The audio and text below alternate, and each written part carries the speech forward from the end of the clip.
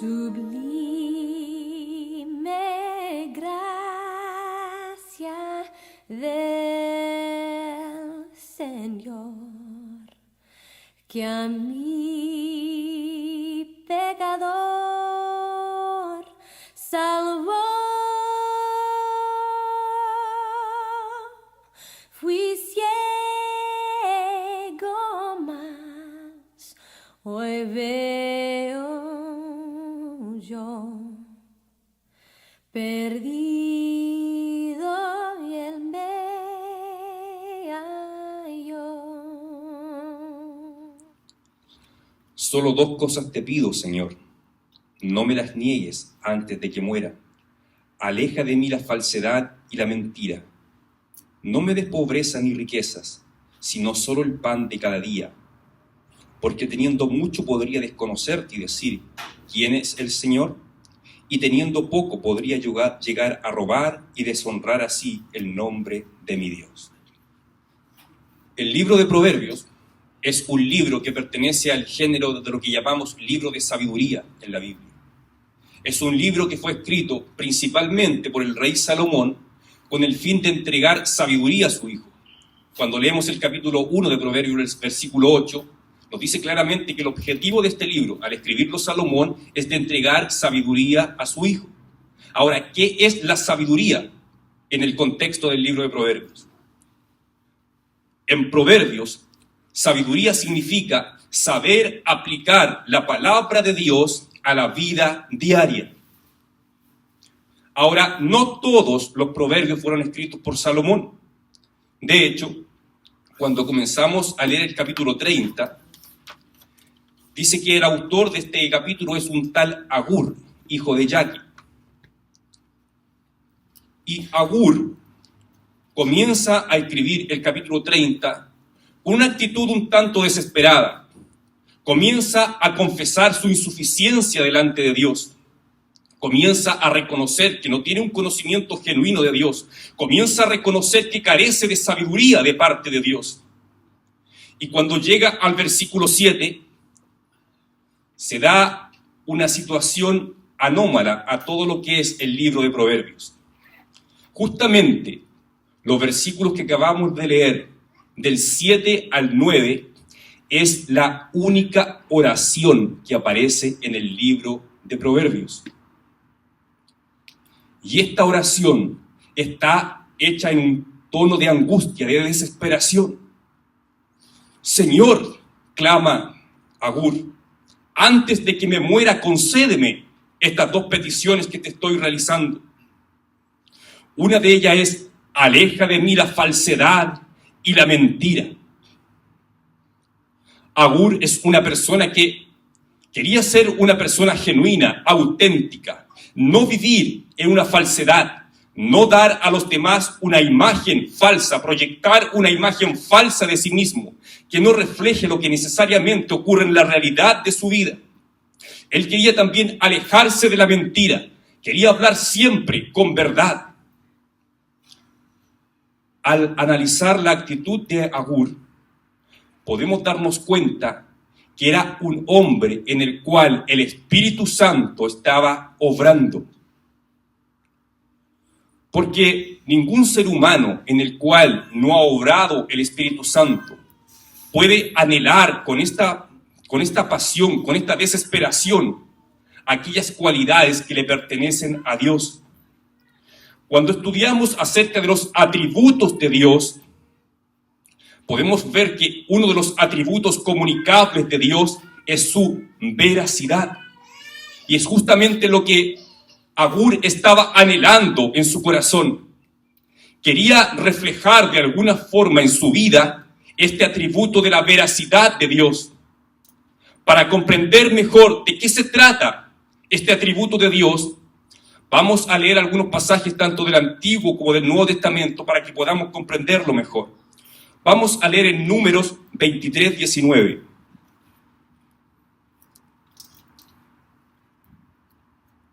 Dice, Dios no es un simple mortal para mentir y cambiar de parecer.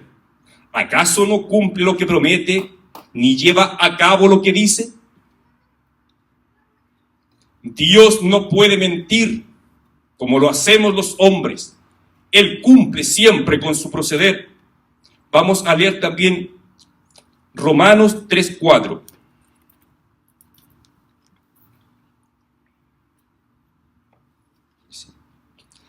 De ninguna manera, Dios es siempre veraz. Aunque el hombre sea mentiroso, así está escrito. Por eso eres justo en tu sentencia y triunfarás cuando te juzguen.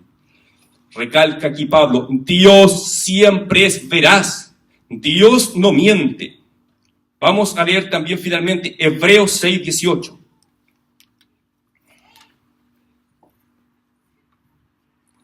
Lo hizo así para que mediante la promesa y el juramento, que son dos realidades inmutables en las cuales es imposible que Dios mienta, tengamos un estímulo poderoso, los que buscando refugio nos aferramos a la esperanza que está delante de nosotros.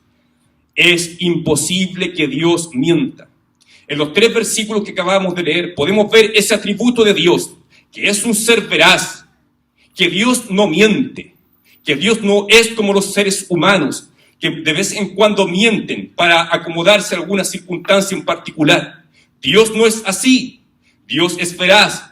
Dios no miente. Dios siempre cumple lo que promete. Dios siempre lleva a cabo sus propósitos. Cuando nosotros leemos la historia de personajes bíblicos, como Abraham, por ejemplo, vemos que lamentablemente no siempre se hace evidente ese atributo de Dios en él, de la veracidad. Sabemos que en una ocasión cuando fue a Egipto, él mintió acerca de su esposa. Dijo que su esposa en realidad era su hermana, porque tenía temor que a él le diesen muerte cuando se enterasen de que tenía como esposa una mujer hermosa como Sarai. Y esto mismo se ve replicado en la vida de su hijo Isaac. Cuando estaba entre los filisteos, respecto de su esposa Rebeca, también dijo que era su hermana. Mintió, porque tenía temor de que los filisteos le diesen muerte a causa de su mujer. No tenemos que seguir el ejemplo de estos hombres en este aspecto. Debemos ser veraces. Por eso es que Agur clama, quiero ser un hombre que esté alejado de la mentira. Quiero que la falsedad esté lejos de mí. En el Evangelio, el mensaje del Señor Jesucristo nos llama a ser personas veraces. Sabemos que en Jesucristo se cumplen plenamente todos los atributos de Dios. Por lo tanto, si estábamos hablando de veracidad, el Señor Jesucristo fue un ser, es 100% veraz. Él como Dios hombre no miente. Él cumple todo lo que dice, Él cumple todo lo que promete. Por lo tanto, al llegar al Evangelio y en esta tarea de despojarnos del viejo hombre, tenemos que también dejar de lado la falsedad, dejar de lado la mentira. Y como nos exhorta Pablo en Efesios 4:25, lo vamos a leer, dice, por lo tanto, dejando la mentira, hable cada uno a su prójimo con la verdad, porque todos somos miembros de un mismo cuerpo. Nuestra responsabilidad como cristianos es hablar siempre con la verdad, dejar de lado la falsedad y la mentira. Es verdad que por naturaleza amábamos el pecado, nos deleitábamos en el pecado. Sabemos que todo ser humano, producto de la caída original de Adán, tiene intrínseco en sí mismo el pecado. Por lo tanto, no amamos los mandatos de Dios, no amamos la ley del Señor. Pero cuando venimos al Evangelio, somos transformados por el Espíritu Santo día a día conforme a la imagen del Señor Jesucristo. Dios está obrando en nosotros día a día para que logremos ser semejantes al Señor Jesucristo.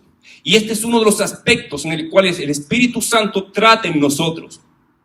El alejarnos de la falsedad y no hablar mentira. De tal forma que la oración de Agur debiese también reflejar nuestro deseo de asemejarnos al carácter de Dios, de asemejarnos al carácter del Señor Jesucristo, en este sentido de alejarnos de la falsedad y de la mentira. El Señor Jesucristo mismo dijo, yo soy el camino, la verdad y la vida. Por lo tanto, aquel que está en Cristo está en la verdad. Nuestra vida ya no consiste de apariencias. Nuestra vida ya no se caracteriza por la mentira, porque estamos en Cristo, estamos en la verdad. Y si alguna persona cree ser cristiana, cree ser un auténtico discípulo del Señor Jesús, pero su vida no se ve caracterizada por la veracidad, sino que hay falsedad continua, si hay mentira continuamente en su vida, entonces tenemos que dudar si es que realmente es un discípulo del Señor Jesús. Porque ¿quién es el padre de mentira? El enemigo. Por lo tanto, aquel que su vida se caracteriza constantemente por la falsedad y la mentira, ¿qué carácter está reflejando? No es el carácter de Dios, más bien refleja el carácter del enemigo. Por eso la exhortación de Pablo en Efesios: cada uno hable la verdad, amemos la verdad. Esa es la primera parte de la oración de este hombre en Proverbios.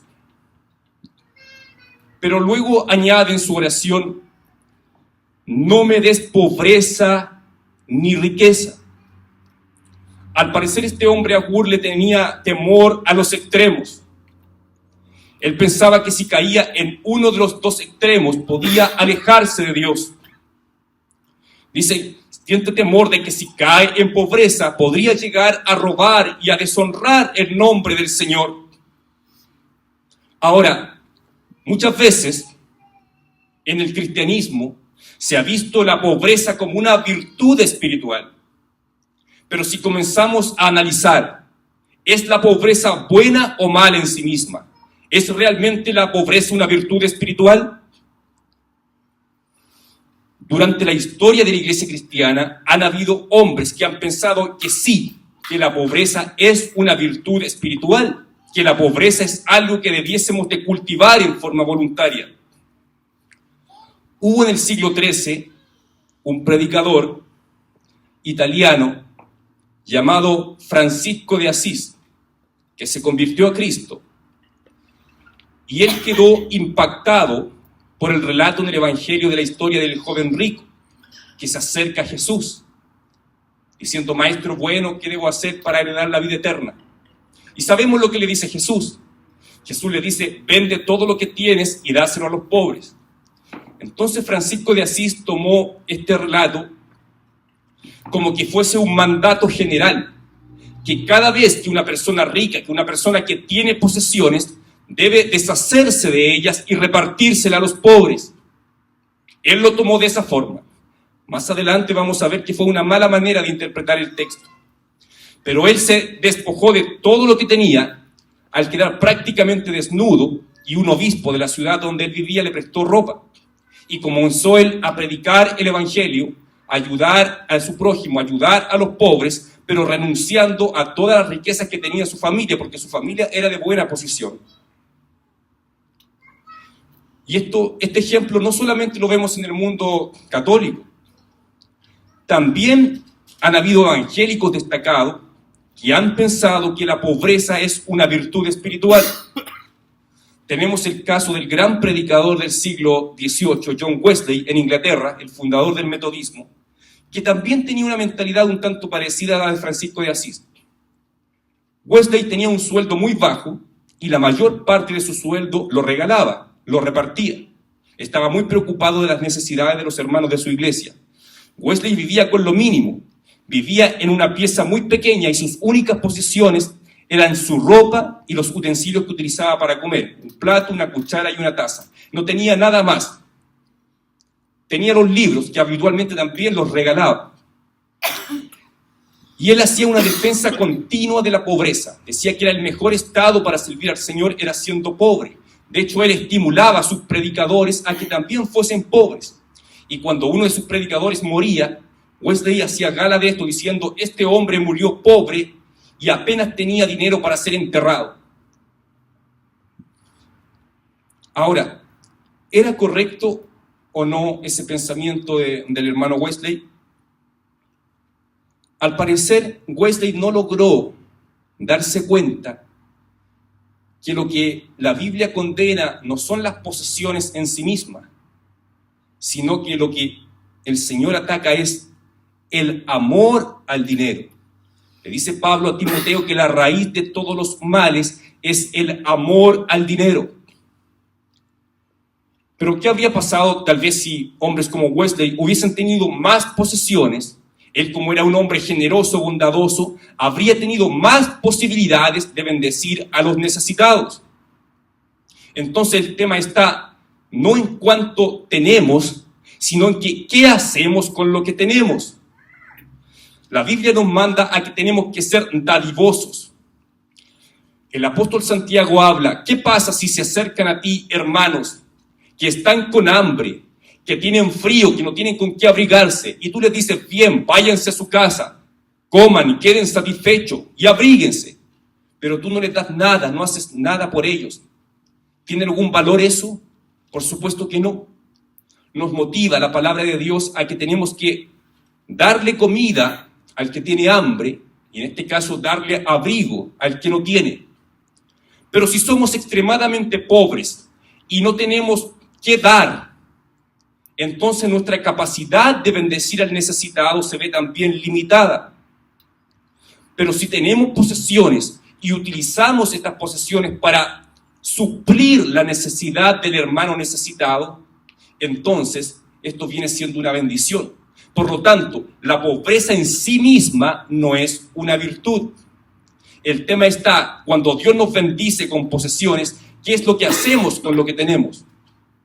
Cuando Juan Calvino comenta la segunda carta a los Corintios, habla acerca del concepto de frugalidad, que consiste en ser ahorrativos, no gastar en lujos, no gastar más allá de lo que realmente necesitamos. Y él dice que todas las bendiciones, todas las riquezas o las posesiones que Dios nos da son exclusivamente para bendecir al necesitado. Por tanto, concluimos que si Dios nos bendice con riquezas, con posesiones materiales, es para que nosotros podamos bendecir al necesitado. No para hacer gala de ella, sino que para compartir con aquel que lo necesita. Por lo tanto, la pobreza en sí misma no es una virtud. Tampoco es garantía de humildad. Hay personas que son pobres materialmente, pero sin embargo son tremendamente orgullosas en su corazón. Es común oír en las personas pobres diciendo lo siguiente: si yo tuviese dinero, haría tal y tal cosa. Prácticamente arreglarían el mundo con el dinero que no tienen. En el fondo, lo que están reflejando esas palabras de una persona es que aman el dinero más que cualquier cosa. Aman aquello que no poseen. Y cuando tú amas aquello que no posees, te haces esclavo de aquello que deseas. Por lo tanto, hay personas que son pobres, pero que pueden ser más esclavizadas al amor al dinero que una persona rica. Sin embargo, hay un tipo de pobreza de la cual el Señor Jesucristo nos habla, que es una pobreza que sí es una virtud espiritual. Vamos a leerlo en Mateo 5, versículo 3.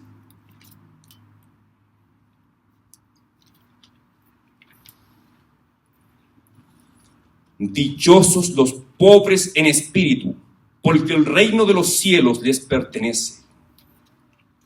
Dichosos los pobres en espíritu. Esta es una virtud que el cristiano tiene que buscar, el ser pobre en espíritu.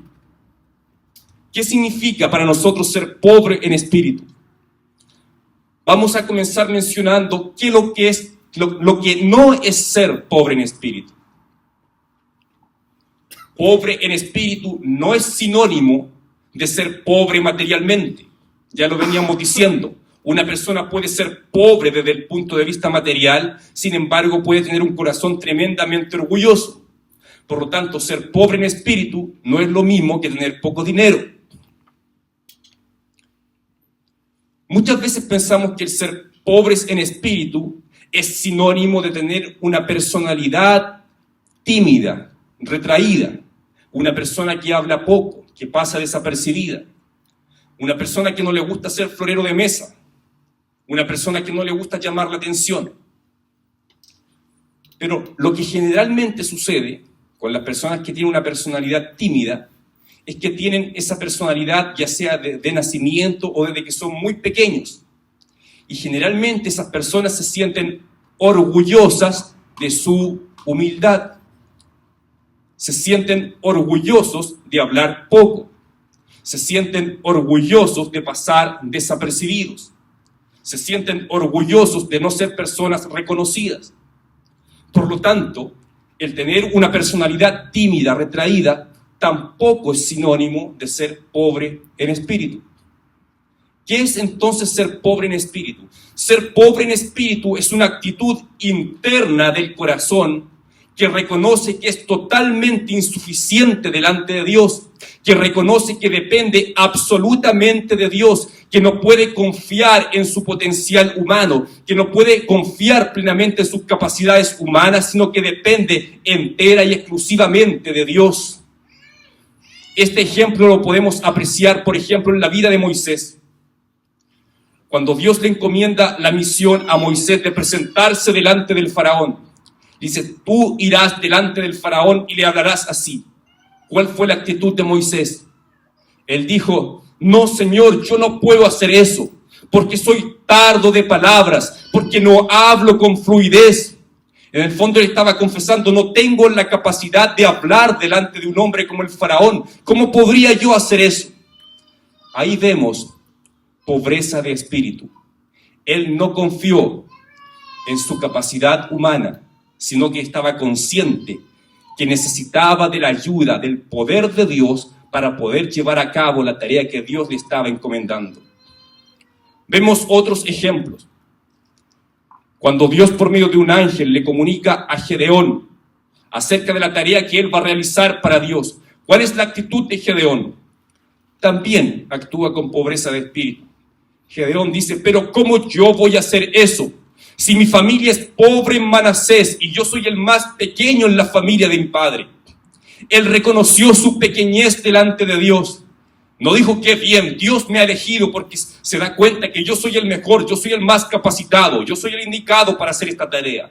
No, él reconoció su pequeñez delante de Dios. Lo vemos también en el profeta Isaías, en el capítulo 6 de Isaías, cuando la gloria de Dios se manifiesta a Isaías, cuando Isaías tiene esa gran visión de Dios. Dice, ay de mí, que siendo hombre de labios impuros, han visto mis ojos al Señor. Isaías reconoció la grandeza de Dios, la santidad de Dios, y se lamenta de su condición diciendo, yo soy un hombre de labios impuros. Cuán lejos estoy de la santidad del Señor Dios. No tuvo la actitud de jactarse y pensar de que Dios se le había revelado a él porque él era una persona buena, sino que todo lo contrario. Reconoce su pecaminosidad, reconoce su inmundicia. Hay muchos ejemplos de estos en la Biblia. Si nos vamos al Nuevo Testamento, cuando Pedro se encuentra inicialmente con el Señor Jesucristo y ese hace un milagro delante de él, Pedro puede realizar una pesca milagrosa producto de la acción del Señor. ¿Qué es lo que hace Pedro?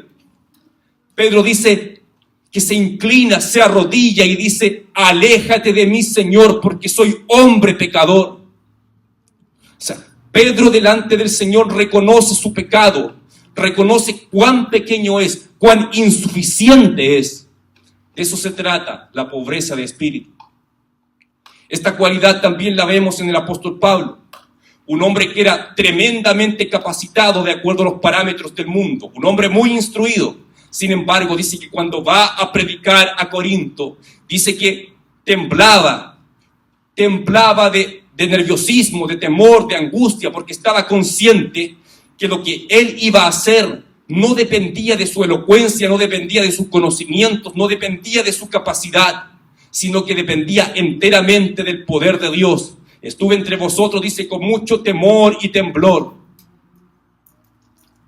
Será Pablo, un tremendo hombre, pero era pobre de espíritu. Reconocía su incapacidad para llevar a cabo la obra de Dios. Ese es el tipo de pobreza que sí es una virtud espiritual. Ese es el tipo de pobreza que debiésemos buscar y lo conseguimos cuando fijamos nuestra mirada en el Señor Jesucristo, cuando nos centramos en su palabra, Cuando comparamos nuestra vida de acuerdo a los parámetros que expone la palabra de Dios, podemos ver cuán insignificantes somos, cuán lejos estamos de los estándares que Dios demanda. Y eso va de a poco produciendo humildad de espíritu en cada uno de nosotros.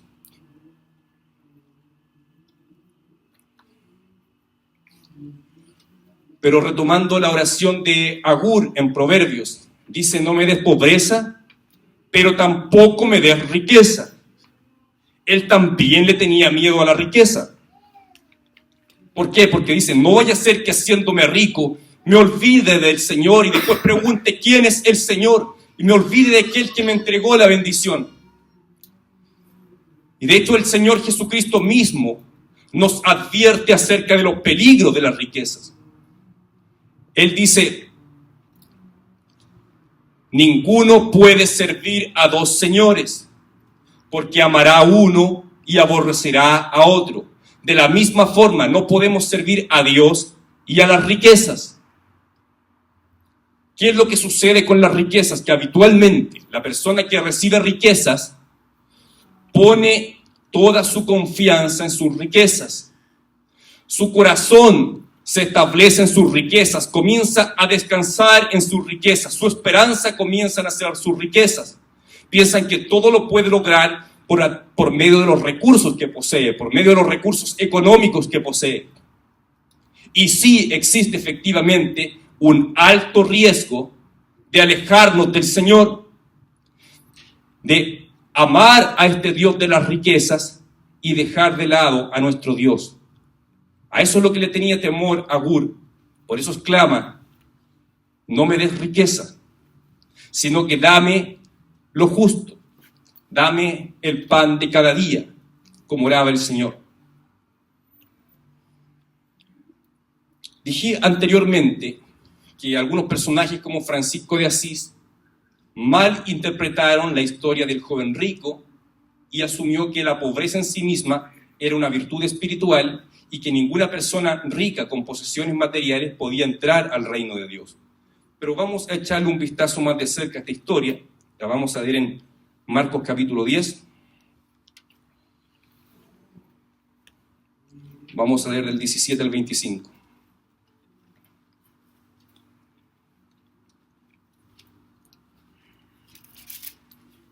Marcos 10 del 17 al 25, dice: cuando Jesús estaba ya para irse, un hombre llegó corriendo y se postró delante de él. Maestro bueno, le preguntó, ¿qué debo hacer para heredar la vida eterna? ¿Por qué me llamas bueno?, respondió Jesús. Nadie es bueno sino solo Dios. Ya sabes los mandamientos: no mates, no cometas adulterio, no robes, no prestes falso testimonio, no defraudes, honra a tu padre y a tu madre. Maestro, dijo el hombre, todo eso lo he cumplido desde que era joven. Jesús lo miró con amor y añadió, una sola cosa te falta. Anda, vende todo lo que tienes y dáselo a los pobres, y tendrás tesoros en el cielo. Luego ven y sígueme. Al oír esto, el hombre se desanimó y se fue triste porque tenía muchas riquezas. Jesús miró alrededor y les comentó a sus discípulos, qué difícil es para los ricos entrar en el reino de Dios. Los discípulos se asombraron de sus palabras. Hijos, qué difícil es entrar en el reino de Dios, repitió Jesús. Le resulta más fácil a un camello pasar por el ojo de una aguja que a un rico entrar en el reino de Dios. Muchos a lo largo de la historia de la iglesia han interpretado esto como que es totalmente imposible que un rico sea salvo. Pero veamos más de cerca qué es lo que sucede. En primer lugar, en aquella época se consideraba como una fuerte evidencia de la bendición de Dios el que una persona fuese rica. Entonces llega este joven a Jesús. ¿Qué debo hacer para ser salvo? El Señor le habla de cumplir los mandamientos. Y este joven estaba seguro de que cumplía cabalmente todos los mandamientos de Dios. Sabemos que eso es imposible, porque eso involucra mucho. Pero él pensaba que cumplía todos los mandamientos de Dios. Pero Jesús desnuda su corazón. Jesús descubre cuál es el ídolo que hay en el corazón de este joven. Él se jactaba diciendo que cumplía todos los mandamientos. Pero ¿cuál es el mandamiento más importante, el principal? Amarás al Señor tu Dios con toda tu mente, con toda tu fuerza y con todo tu corazón. Entonces, si hay un ídolo en nuestro corazón, no podemos cumplir este mandamiento, porque un ídolo es todo aquello que ocupa en nosotros el lugar que Dios debiese ocupar. Por lo tanto, cuando Jesús le dice, vende todo lo que tienes y dáselo a los pobres, lo que hizo fue descubrir que lo que este joven más amaba no era Dios. Lo que él más amaba eran las riquezas. Su verdadera confianza estaba puesta en las riquezas, no en Dios.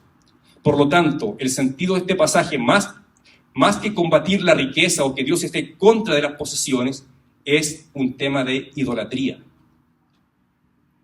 ¿Podría hoy en día Dios pedirle a un rico que venda todas sus cosas y se las dé a los pobres? Podría ocurrir si es que el ídolo de la persona fuesen sus riquezas. Pero aunque no tengamos posesiones materiales, aunque no tengamos mucho dinero, generalmente todos tenemos algún tipo de idolatría. ¿Cuál es nuestro ídolo? Nuestro ídolo es aquello que más temor nos causa perderlo. Aquello que nos aterra la idea de perder, ese es nuestro ídolo. ¿Cuál era el ídolo de este joven? Su riqueza, porque le aterró la idea de despojarse de ellas.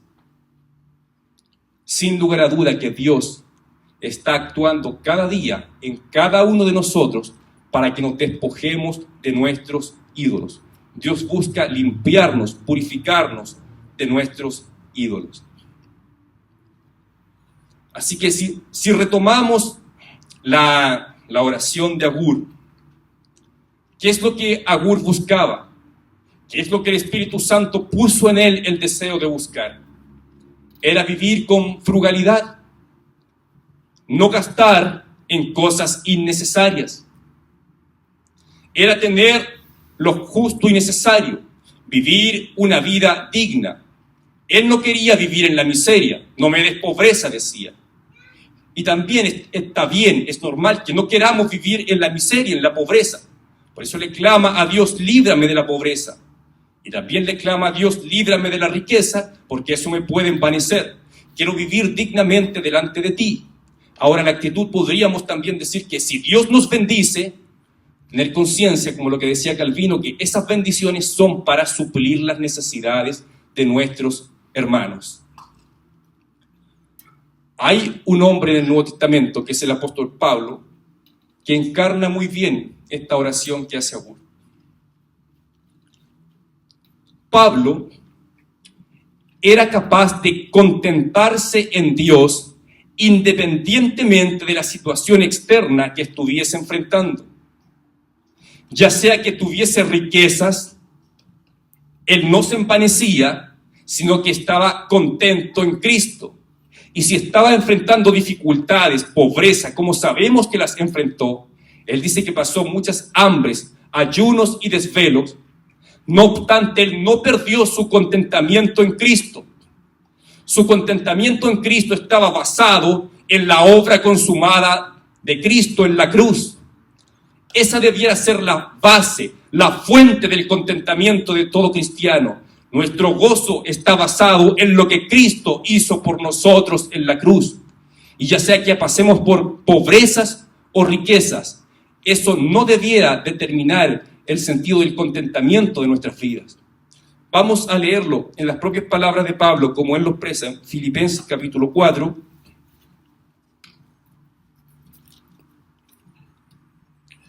Filipenses 4, los versículos 12 y 13. Dice: sé lo que es vivir en la pobreza y lo que es vivir en la abundancia. He aprendido a vivir en todos y cada una de las circunstancias, tanto a quedar saciado como a pasar hambre, tener de sobra como a sufrir escasez. Todo lo puedo en Cristo que me fortalece. Pablo vivía en un estado de satisfacción espiritual. ¿En qué descansaba esa satisfacción? En lo que Cristo había hecho por él en la cruz. Podía experimentar escasez, podía experimentar riquezas, pero sin embargo no perdía su contentamiento en Dios. Y como hemos dicho, no es que la pobreza sea buena o mala en sí misma, y no es que la riqueza sea buena o mala en sí misma, sino que debemos aprender a vivir adecuadamente, moderadamente, estando atento a las necesidades del hermano, viendo de qué forma podemos suplir las necesidades de nuestros hermanos. Y ya sea que tengamos o no tengamos, siempre podemos permanecer contentos en Cristo por lo que Él ha hecho por nosotros en la cruz. Que Dios les bendiga.